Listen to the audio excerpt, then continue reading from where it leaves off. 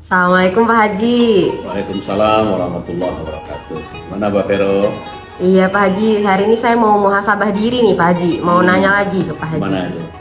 Iya Pak Haji, saya mau tanya, kalau dari perspektif seorang muslim sebenarnya hidup tenang itu seperti apa? Dan apakah kalau Pak Haji sendiri pernah mengalami gitu, merasa sangat down, sangat terpuruk, tapi kemudian bisa bangkit kembali? Mungkin boleh diceritain nih Pak Haji. Waduh, pengalaman pribadi dong. Iya. Ya sebetulnya ya, ini saya harus jujur. Saya kan sudah menjalani dua fase kehidupan profesional ya. Pertama dulu menjadi profesional nih, bekerja, mengembangkan karir, bekerja di perusahaan multinasional, ada 4 perusahaan multinasional sampai menjadi ya katakanlah pejabat 15 tahun. Dan setelah itu saya memutuskan sendiri berwirausaha, udah 15 tahun juga nih, udah hampir 16 tahun.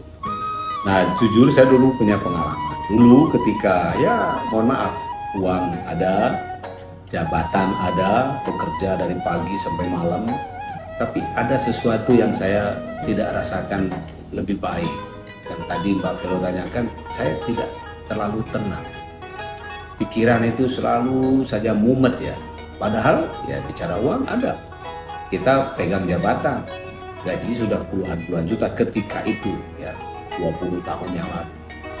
Nah, ternyata hidup tenang itu memang tidak diukur dari berapa banyak uang yang kita dapatkan. Hidup tenang itu tidak diukur dari beberapa luas tanah atau bangunan rumah yang kita miliki.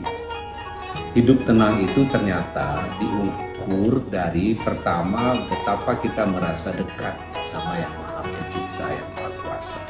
Karena the only yang bisa menolong kita dan the only yang bisa kita berharap kepadanya adalah berharap kepada Yang Maha Kuasa.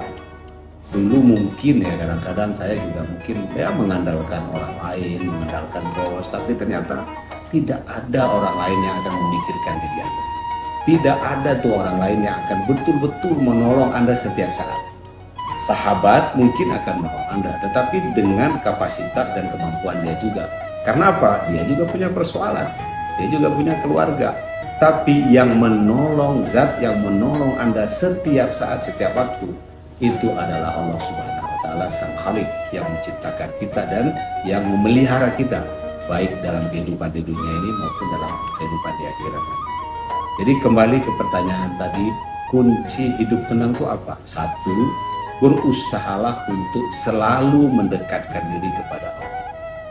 Sehingga kita tenang. Kalau kita ragu, nanti kita makan nggak ya? Kalau kita yakin ada yang ngatur, ya pasti kita yakin, tenang. Kenapa ya? Pasti Allah yang atur. Nanti bakal dapat jodoh nggak ya? Kalau kita yakin ada yang mengatur, kita tenang, pasti akan dapat jodoh. Tapi tentu ada tugas dari manusia, yaitu berikhtiar, berusaha. Kalau sedang bangkrut, saya juga punya pengalaman bangkrut usahanya, ya saya tenang aja. Saya nggak terlalu pikirkan terlalu dalam, karena pikirkan terlalu dalam bisa gila, bisa stres. Saya tenang, kenapa saya tenang? Karena ini adalah skenario Allah. Allah lah yang punya kuasa untuk memberi kekuasaan kepada Anda dan untuk mencabut kekuasaan itu dari Anda. Allah yang punya kuasa untuk memuliakan Anda dan juga Dia juga yang bisa mencabut kemuliaan itu atau menghinakan kita. Oleh karena itu, kita tenang karena kita merasa yakin ada Allah. Yang kedua, kita harus ikhlas dalam kehidupan. Ketika Anda ikhlas mengerjakan sesuatu, memberi sesuatu, termasuk ikhlas dan sabar menerima ujian dan cobaan, maka hidup Anda akan tenang. Jangan kita membayangkan sesuatu yang bukan menjadi milik kita. Jangan kita mengatakan sesuatu yang sekarang jadi milik kita seolah-olah selamanya akan menjadi milik kita. Nah, dengan prinsip hidup ikhlas, ketika sesuatu yang milik Allah yang dititipkan kepada kita dicabut, ya sudah kita ikhlaskan. Makanya saya heran, pernah bertemu dengan seorang sahabat, mobilnya hilang, dia ketawa-ketawa. Loh, kamu kok ketawa? Mobilnya hilang. Ya hilang berarti Allah sudah titipan yang diberikan Allah sama saya dicabut. Mungkin karena kelalaian saya, atau mungkin juga bukan karena kelalaian saya. Intinya mobilnya hilang. Ya udah, ngapain kita sedih?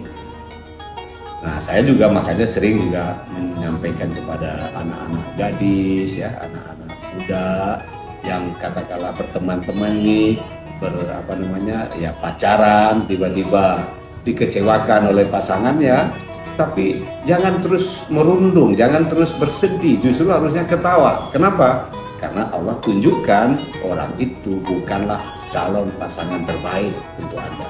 Belum nikah aja dia udah berkhianat, apalagi kalau nanti nikah. Belum nikah aja dia udah menyakiti. Jadi harusnya kita ketawa. Karena apa? Allah menunjukkan itu kepada kita. Nah, jadi kunci yang kedua adalah ikhlas. Ikhlas terhadap apapun yang menimpa, baik yang diambil dari kita atau baik yang kita terima. Ukurannya mungkin belum besar, belum banyak, tetapi kita ikhlas. Itu adalah pemberian dan ketentuan dari Allah. Nah, yang ketiga, saya selalu mengingatkan tiga-tiga saja supaya gampang. Kunci hidup tenang itu adalah menjaga atau memelihara yang namanya ekspektasi atau harapan. Jangan berharap terlalu besar, karena ketika harapan itu tidak tercapai, kita kecewa. Tetapi berharaplah yang sesuai dengan porsi yang kita harapkan. Artinya ketika kita dapat besar, ya berarti itu anugerah. Tapi ketika kita tidak dapat atau tidak capai, ya berarti memang belum rezekinya. Jadi manage your own expectations. Pelihara atau kelola harapan Anda. Kalau harapan terlalu tinggi, nanti tidak tercapai, maka jadinya kecewa. Tapi kalau harapan standar sesuai dengan hasil atau kenyataan yang kita terima, harusnya kita tidak kecewa. Nah, mudah-mudahan dengan selalu yakin dan mendekatkan diri kepada Allah, dengan selalu berperilaku ikhlas, dan dengan menjaga ekspektasi atau harapan, mudah-mudahan hidup kita akan lebih tenang. Mudah-mudahan Pak Vero setelah mendengar ini juga bisa tenang hidupnya. Amin. Terima kasih banyak Pak Haji. Sama-sama.